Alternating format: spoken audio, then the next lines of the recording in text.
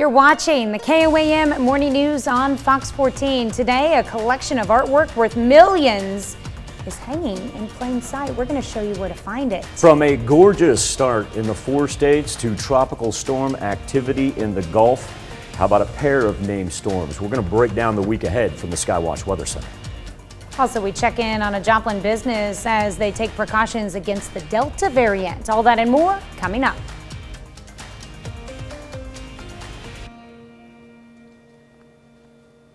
Thanks for joining us for the KOAM Morning News on Fox 14. I'm Tanya Bach. The Joplin School Board meets in a special session to approve a re-entry plan for the upcoming school year. Friday night, the board discussed the plan and after discussion decided to accept it with some modifications. First of which, masks for students and staff will be voluntary at all district buildings. Additionally, students and staff who are identified as a close contact and required to quarantine may remain in or immediately return to school, provided they wear a mask while in the district buildings and exhibit no COVID symptoms. After 10 days, that person will not have to wear a mask, or if they provide negative test results within 5 days, they can stop wearing a mask at that time. According to Joplin's COVID-19 dashboard, the city has seen 165 new cases over the past week, which is why one area business made the decision to bring back some COVID-19 safety precautions. KOAM's Bronte Sorotsky spoke with one of the owners of the 9 Lives Cat Lounge, as well as a member of a coalition working to raise local vaccine rates, to see what changes the business is making and what Joplin residents think of those changes. What we're doing right now is, bringing back some of those that we've already done, like our staff's masking up, constant sanitization, just doing stuff that we should really be doing for the ultimate care of the public health. John Buck, co-owner of the 9 Lives Cat Lounge, says they are having staff mask up regardless of vaccination status and encouraging their patrons to do the same. Buck says after battling COVID-19 twice and even after being fully vaccinated, he wants to ensure his business is taking proper safety measures. Yeah, and all of my personal experience of myself contracting COVID again recently and going through that, and knowing that the threat's still out there. I mean, you can't see it, you don't know where it's at. I mean, we should always take precaution. Krista Stark, a member of the Raise the Vaccine Rates Coalition of the Greater Joplin area,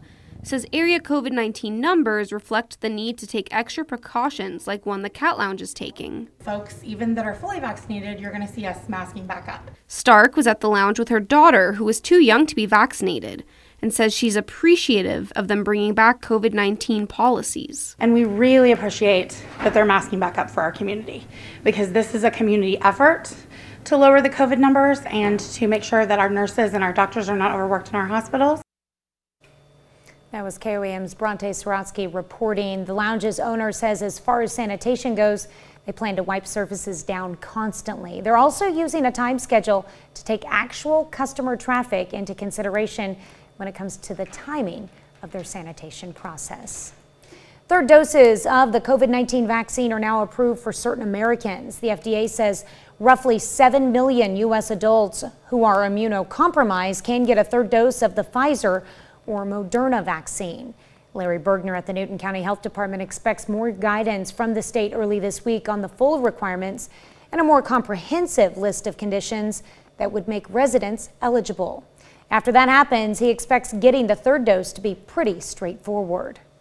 What I envision is that if someone calls asking about that third dose, we'll have them talk to their primary care physician just to make sure that their physician is in agreement that they do meet that criteria, and then we'll be glad to give them that booster dose. The FDA says people who are eligible can get a third dose 28 days after receiving their second dose. The agency did not mention any additional doses of the Johnson & Johnson vaccine. A Kansas City woman is among the first to get the third vaccine dose. She says she's happy for what she calls an added level of protection. I was one of the first people to get vaccinated. That's because Ellie Moxley of Kansas City is immunocompromised. I think when you look at me, you can't tell that I have Crohn's disease. She says because of the medication she takes for the disease, it weakens her immune system, which is why in February she got the first COVID shot and the second in March. After a year pretty much confined to home, Moxley says an added level of protection allowed her to start living a more normal life again. I had enjoyed this spring being vaccinated, getting out a little bit more, eating in restaurants again, things that I hadn't done throughout the entire pandemic. But the Delta variant has added a whole new level of concern, and the reason today, she was happy to showcase herself getting the third COVID booster shot. We know that people that are in kind of a high-risk category have worse outcomes for COVID. A lot of us knew even when we got the vaccine that it may not be kind of a panacea for us because, you know, we don't have those same immune systems as some of our neighbors and peers. Moxley encourages everyone to get vaccinated and those like her to get the booster shot. She'll continue to do whatever it takes to protect herself and others around her. I'm taking my cues from the health professionals that I work with to manage my Crohn's disease, and they're telling me to get the booster, I'm going to get the booster. If there's future boosters and they tell me to go get them, I'm going to go get them. Well, local swimmer Haven Shepard had a big weekend at home before she headed off to Tokyo for the Paralympics. She was given a formal send-off on Saturday that included a parade at the Carthage Square, as well as a surprise send-off by her team at the Joplin Regional Airport. Carthage resident earned her spot on Team USA's swim team and says she's ready to start this adventure and is proud to have such a supportive community. No, I think it's crazy that our little town in Missouri somebody's finally going to the Olympics on a world-class stage, and I just think it's so cool to have your cities back and knowing that they are excited for you. The athlete says she's treating the Paralympics like any other race and says she's going to have fun there. A tradition that dates back to the 80s and then stopped sometime in the 90s is alive and well again in Humboldt, Kansas. The Humboldt Water Wars is something the city put on decades ago but stopped. However, 2 years ago, it was resurrected by Boulder Humboldt, an organization aimed at improving the community. But it was put on hold last year due to COVID, but made a splashing return this year. It's just nostalgia, and we have all this revitalization coming back. We're just ready to celebrate with our town and everybody from the region, and it's just outdoor play. To making the event bigger and wetter in the years to come. A collection of artwork worth millions of dollars is hanging up in plain sight, not in a museum, but in a Las Vegas restaurant. MGM Resorts and Sotheby's have teamed up to auction off 11 pieces of art, all done by Pablo Picasso. The collection, estimated to be worth more than $104 million, includes paintings, works on paper, and a ceramic piece. Pieces have been on display at the restaurant Picasso inside the Bellagio Resort and Casino for more than 20 years. Makes sense that the restaurant's called Picasso. The collection hits the auction block on October 23rd. Not going to lie to you, it sounds like an Ocean's 11 waiting to happen. How has it not happened? I know, that's crazy. You said it's been over 2 decades. My goodness. That's pretty cool. I'm not going to say anybody's ever thought about it. Just find me Danny Ocean. I'm not talking about George Clooney. I want the old ones back. I want the Rat Pack back. Okay. Yeah, I want Frank and the entire gang.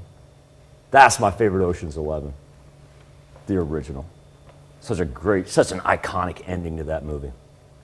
Check this out over 7th and Rangeline. Absolutely gorgeous shot of the sunrise, thanks in part to that cloud cover. That thing you see on the right, well, we got to mount the tower cam to something, and I had a couple people ask last week when I was spinning it around.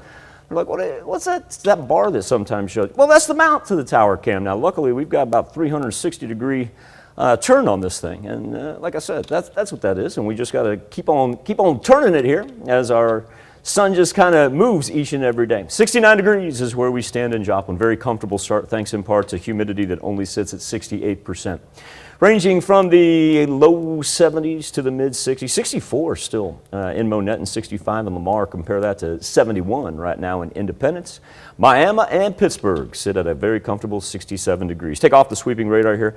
Got a little bit that's trying to come down underneath that cloud cover, but it's really not amounting to anything. A little drizzle. Might see a raindrop or two on the windshield, but that's about it. Nothing compared to what's going on out here in west central Kansas.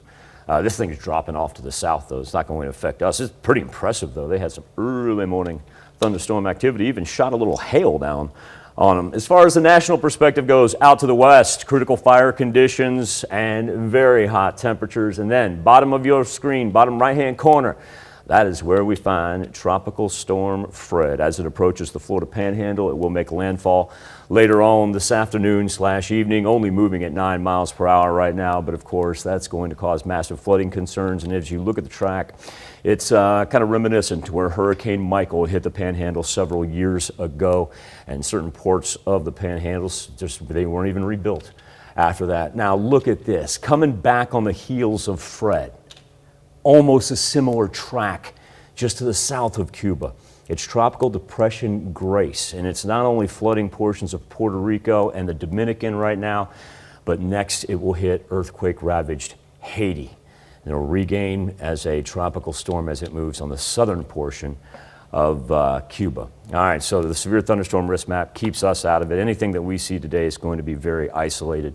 And just for the afternoon and evening, highs in the high 80s. Shouldn't have much of a factor, though, when it comes to the temperature and what it feels like. Similar in nature until we get a little more widespread rain on Wednesday. We'll take that. We Yeah, probably could use a few chances of rain, too. Not a bad at all. Yeah. Up next, we look at recommended activities and those activities your family should avoid to reduce risk of young children contracting COVID. And sales for reusable face masks are on the rise. We're going to look at the numbers. You're watching the KOAM Morning News on Fox 14.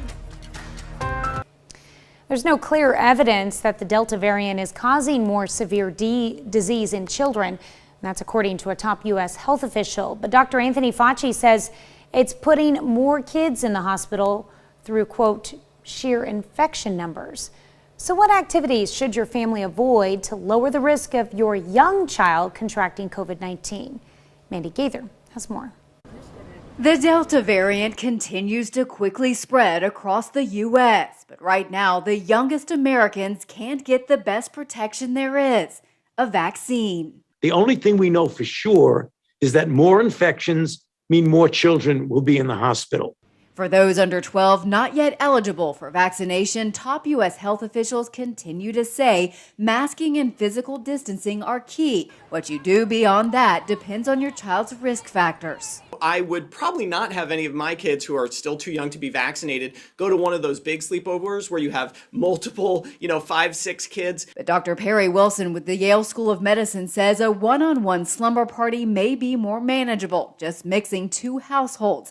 And the biggest COVID risk for kids under 12 who aren't vaccinated, the same as it is for unvaccinated adults. Those are indoor, crowded activities where people aren't wearing masks. Wilson says outdoor activities are relatively safe, but if you're packing indoors because you want that air conditioning, or when the weather gets colder, if you're packing indoors to get the heat, that's when the risk of transmission is going to be high.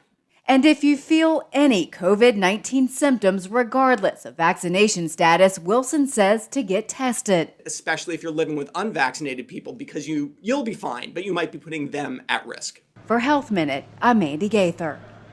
Once you are vaccinated, you are less likely to have the severe symptoms of COVID-19. So Wilson says vaccinated people should pay attention to even mild symptoms like a cough and get tested.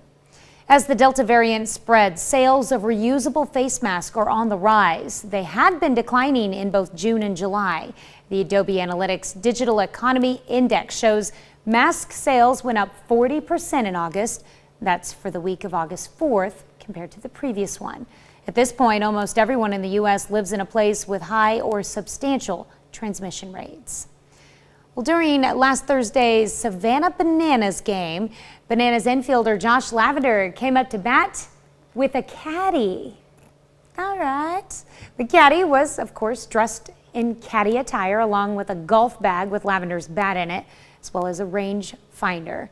Lavender also brought a yardage book out with him.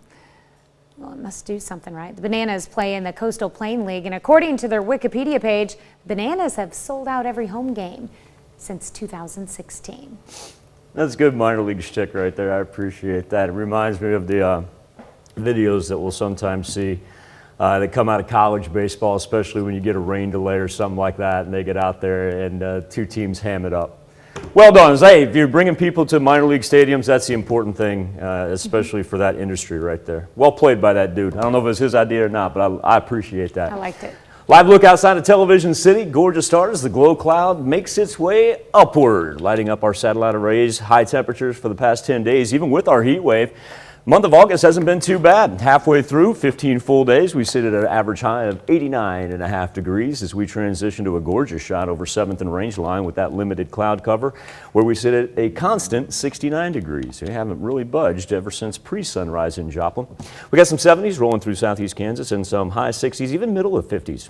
In southwest Missouri, 64 in Monette, 66 in Nevada, and then anywhere from high 60s to low 70s in northeast Oklahoma. Not a whole lot of action here on the radar. Trying to spit just a little bit there in the northwestern portion. Gonna be some raindrops on the windows, but nothing compared to like what we've got out in west central Kansas. Luckily, that's going to drop down on the Oklahoma state line. That won't have any bearing on us today. Anything that we see is going to be isolated and quick for Monday afternoon and evening. Temperatures in the high 80s for the next 2 days. Wednesday looking like our most mild day, but also spreads out a little rain. 40% chance right there. We're going to come back with more KOAM morning news on Fox 14 right after this.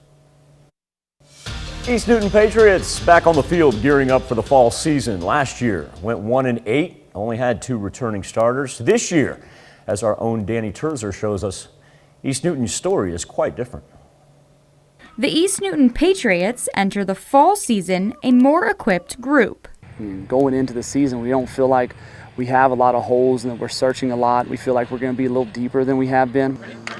Inexperience is a thing of the past. I feel like last year, basically, it felt like we were a JV team just stepping up. I mean, we had 2 starters come back, so no one really knew what it was like playing Friday nights, besides just a couple of people. That really showed on the scoreboard. I think the experience will help mainly with confidence and just knowing that we can play the game and, you know, I can beat that guy one-on-one and not being scared of the person across from you. The Patriots have settled in, and in Kyle Wood's 3rd year, expectations have grown. Just, you know, being hit in the mouth and being in those battles in the Big 8 that you got to be in, just coming in with, okay, I know what to expect. I'm not going to freak out. I've been under the lights. We've been in tough battles. We've won some games now in the Big 8. I mean, I think all of that is just, I mean, it's just a slow build to, you know, getting to where we ultimately want to be.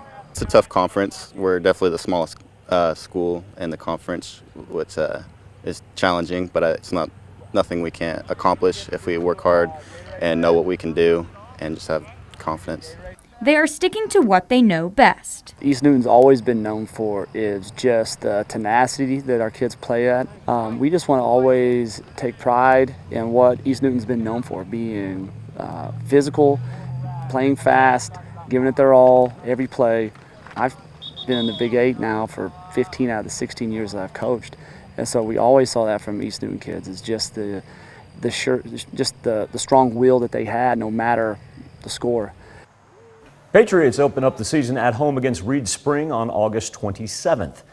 The McDonald County Mustangs just finished up their first week of fall football practice. Stangs have a little momentum after picking up some real big wins last year, and they're hoping to carry that momentum, as our own Jacob Leonard shows us, to bigger and better things this fall. The energy is real around McDonald County football. I definitely think there's some excitement and some expectation, maybe that hasn't been there before. Again, from our team, our school, our community. I think everybody's kind of excited to get these guys back on the field. McDonald County has some momentum after going 5-5 last season, including a win over Lamar and their first ever playoff win. You can just tell that our kids have had a little bit different motivation throughout our off season and everything that we've done throughout June, July, and this early part of fall practice. You can definitely feel momentum from last year, you know, some big wins, and you know, we're not satisfied with last year. You know, we wanted to win more, but there's still some momentum. It was a good year to build on. They want to get back there. They want to have a chance to compete for that conference championship again, have a chance to compete, win a couple playoff games, and have a chance to compete for a district championship. A couple things that this school's never been able to do. The Mustangs returned 15 starters between the offense and defense, including senior quarterback Cole Martin. Martin threw for 1,300 yards and 16 touchdowns last season, while scoring 3 more touchdowns on the ground. This year the game's really slowed down for me, just reading the defense a lot easier, I think, but just it's big time having them big guys up front for me, and I mean they've been there for 3 years probably, and they know the whole offense, and more comfortable step back and drop and throw it because I got time to throw and everything. He's just one of those guys, everybody's gonna look up to him, respect him, underclassmen, upperclassmen, because he's one of our dudes, and just his skill and his attitude, his competitiveness, his edge he brings to the team is, what we all look up to. You can just see him going through his pre-snap reads and his post-snap reads and everything. You can just tell he's a step ahead of where he was last year just as far as everything. Martin and the other 15 seniors on the roster are hoping this year is when they see their work and the momentum pay off. There's a lot of our guys last year to play football, in their careers maybe, so definitely, want to not let anybody down, do the best we can, make the most of it. I mean, it's our last year, so we'll put it all out there. This is their last chance, and I think they know that, and you can kind of feel that sense of urgency from them. It's go time. We need to bring that consistency every single day. McDonald County also opens the season on the 27th. They'll do so at home, hosting the Aurora Hound Dogs. Kansas City Chiefs kicked off the preseason over the weekend, visiting San Francisco. First quarter, we got Chad Henne in at quarterback, finds Byron Pringle on the out route, 5-yard touchdown. Chiefs get on the board first. Now, everybody's been talking about 49ers rookie quarterback Trey Lance. Here we go. Lance lets it rip. That'll end up being an 80-yard touchdown for San Francisco. But the Chiefs defense, now they did some nice things. 5 sacks on the game. Here's one by Tim Ward. And then quarterback Shane Buechele, well, he'll cap it off. Find the end zone himself to give the Chiefs a late lead as they win 19-16. Here is Buechele's thoughts on the win. Being able to get a win, our first win of the season. It's preseason, but we want to win every game. So, it's just exciting to come in at an away game. It's hard to win in general, but win away games. So, I was happy to get a win. We work for these situations, and a bunch of NFL games, they're tight at the end, so we're going to have to do one of these situations eventually. So, we work it in practice, and, thankfully we were able to be prepared for that moment.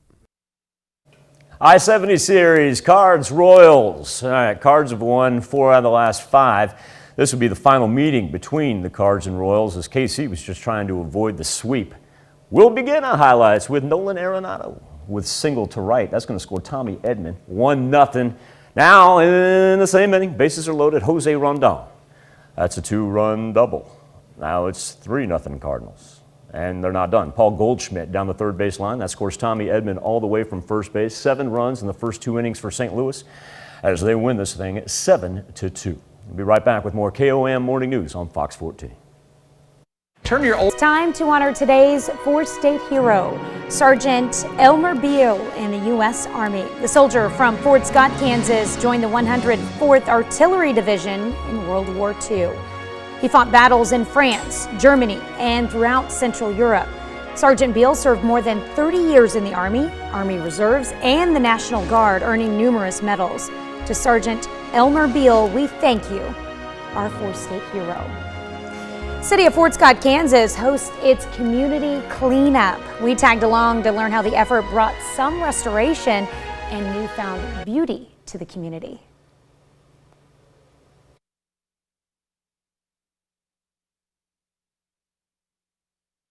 Scott, this was the beautiful sound of a community coming together with one goal: beautifying their home. This is the best thing about small town, is when people just come together. The Fort Scott Chamber of Commerce hosted a downtown cleanup. They invited out the entire community to help, and boy, did they respond. Almost 300 kids, students from the local community college, which is just amazing because a lot of these kids do not live here. Volunteers were getting their hands dirty, cleaning up flower beds, doing a little weed eating, leaf blowing, and painting. That's right. Some of the beauty in today's event was less subjective and more obvious. So we have 2 local artist groups that are here.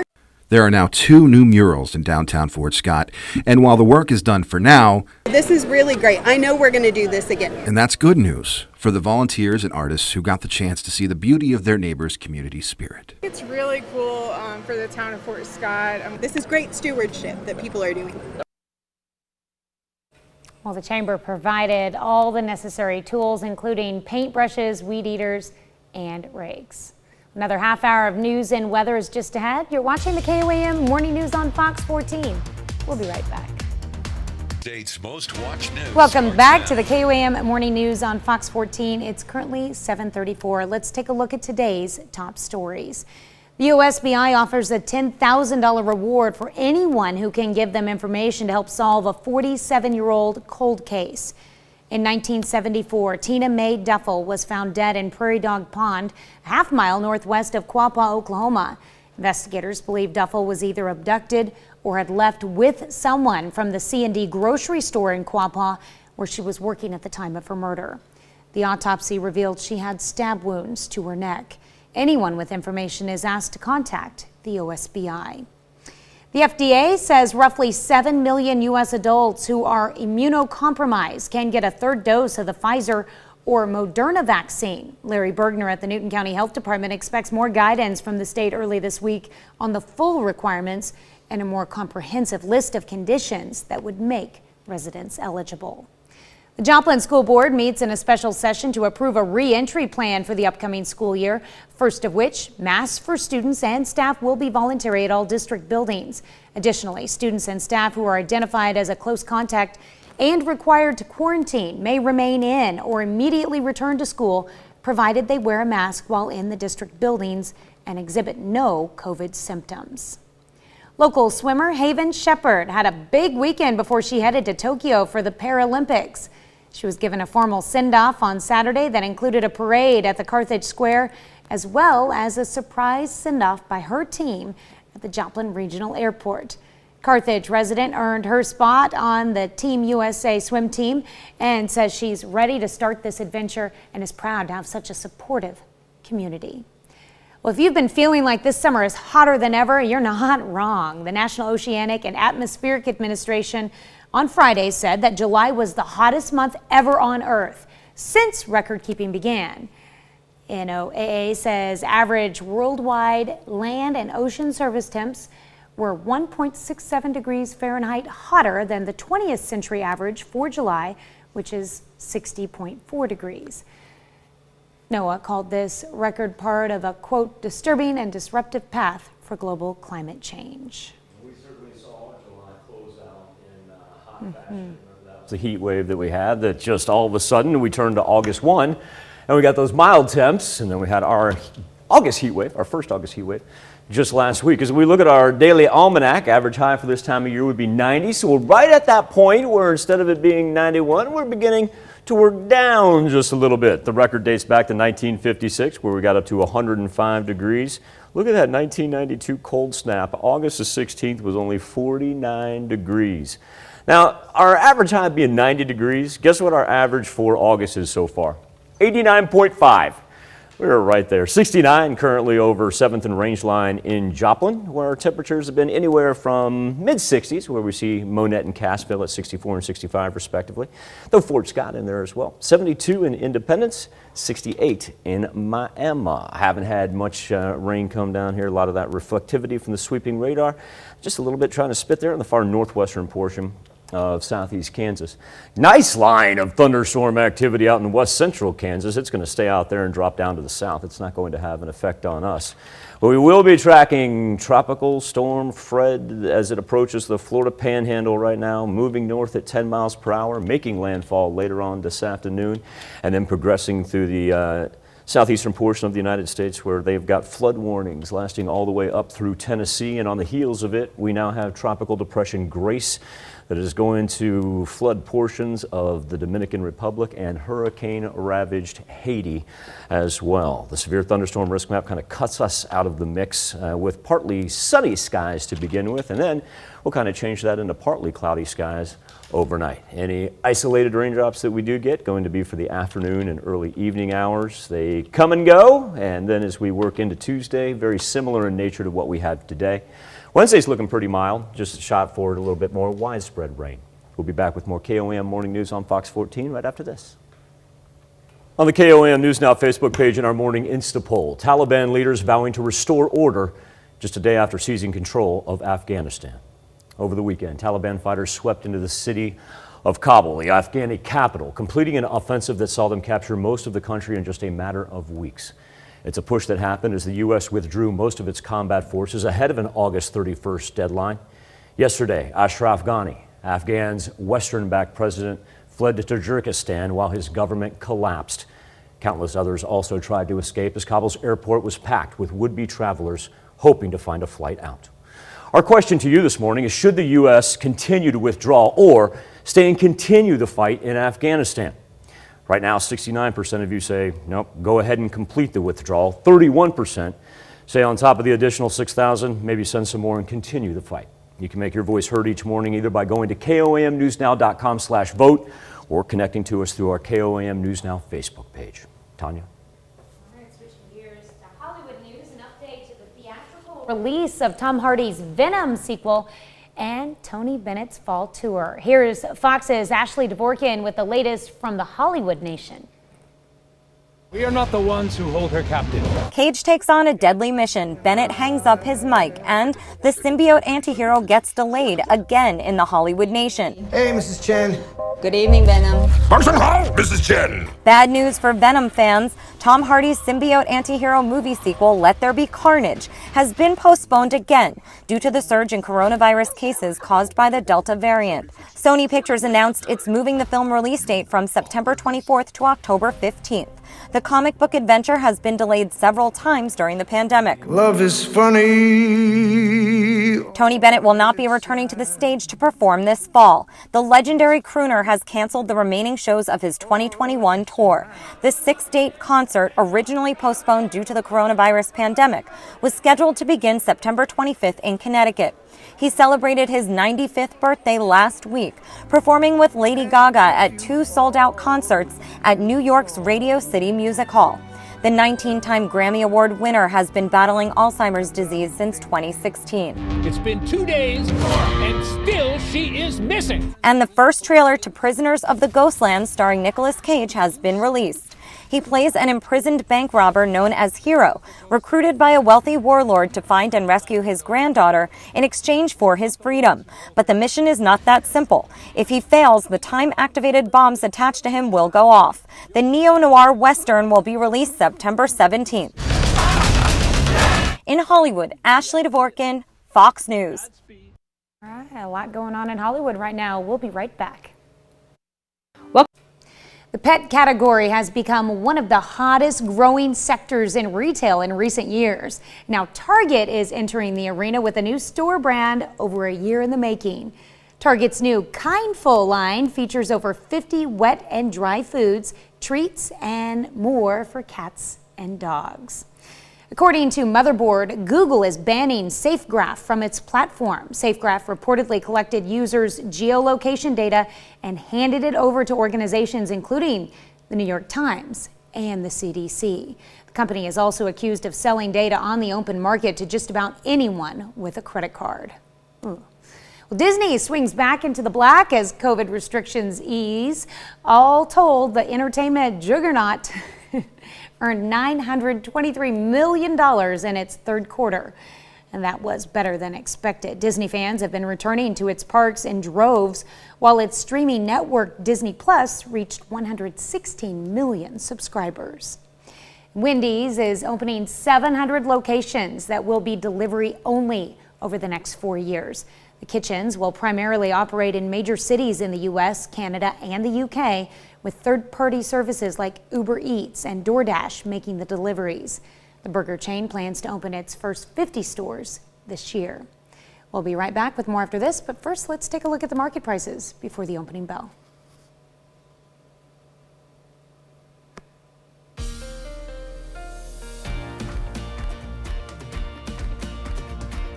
They used to call me 6-year-old boy in Milwaukee, Wisconsin, on a mission to help out his family in one of the most imaginative ways possible. Starting with just a single paperclip, Jackson Promo is trying to trade his way all the way up to a new home. James Groh with the story, showing us Jackson's already off to a very good start. Mom, can you help me get this out? I don't want to break it. This corner is full of very valuable items for 6-year-old Jackson Promo. We traded a license plate for the iPod. Everything has one purpose. I'm trading over this stuff for a house. This 6-year-old from Milwaukee is starting with a paperclip and trying to trade all the way up to get his family a new home.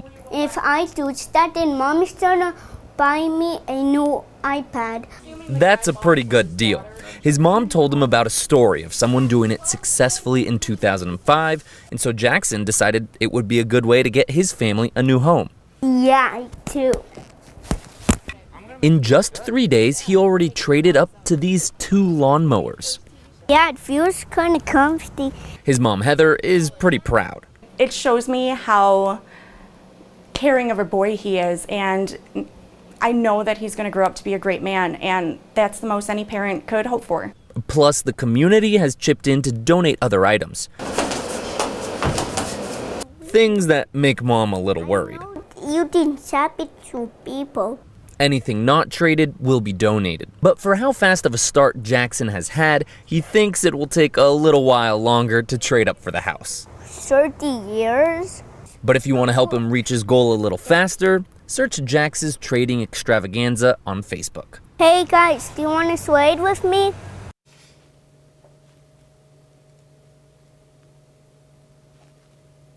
Jackson already has 716 trading partners on his Facebook page, trying to help him work his way up to that new house.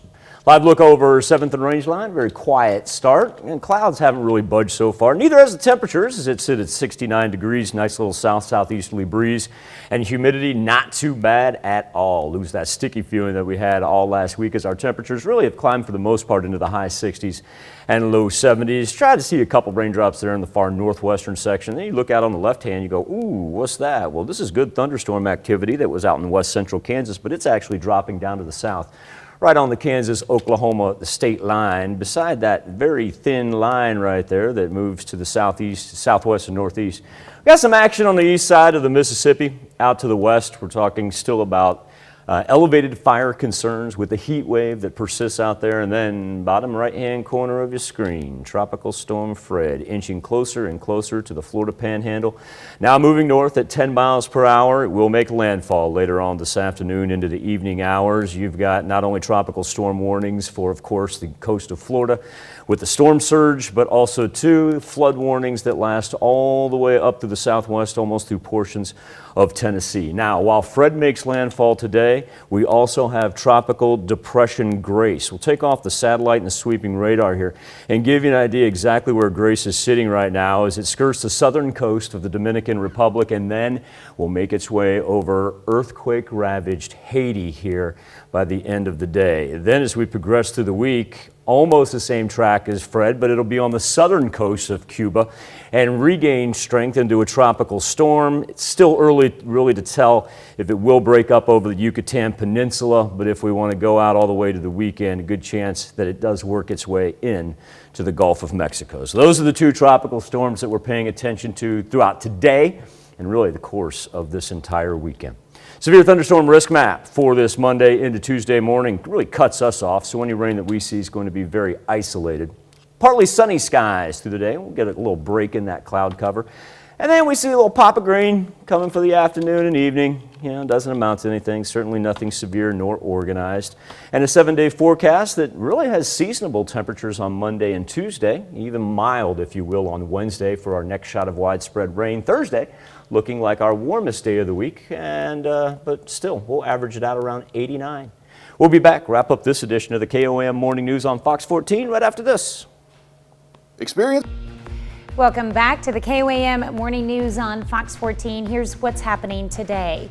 Taliban fighters take over the presidential palace in Kabul on Sunday as the United States involvement in Afghanistan comes to an abrupt end. Helicopters flew over the U.S. Embassy as part of an effort to evacuate personnel.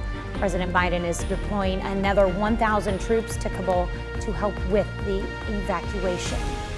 State and local authorities across the country are facing a growing problem of counterfeit COVID-19 vaccination cards. Experts warn it's becoming easier to scam the system because unlike other countries, our vaccination cards are on a piece of cardstock with black ink. Let's check in with Michael with a final look at your forecast. Monday ahead of us as temperatures will rise up into the higher 80s. Partly cloudy right now, but we'll end up with partly sunny skies. Overnight, really evening, any chances for rain going to be very isolated and quick. Overnight lows are comfortable for the duration of this week. The heat wave is finally a thing of the past, and our rain chances remain limited really up until Wednesday. All right. Anything you want to throw out into noon? We're going to update Afghanistan. Yes, and we're making a peanut butter and banana French toast bake. That doesn't sound too bad. Celebrating Elvis. Especially in the morning. All right, that wraps it up for this edition of the Monday KOAM Morning News on Fox 14. Want to thank you for letting us put the good in your morning. We'll be back with more news and weather when we see you at noon. Have a great morning and an even better day.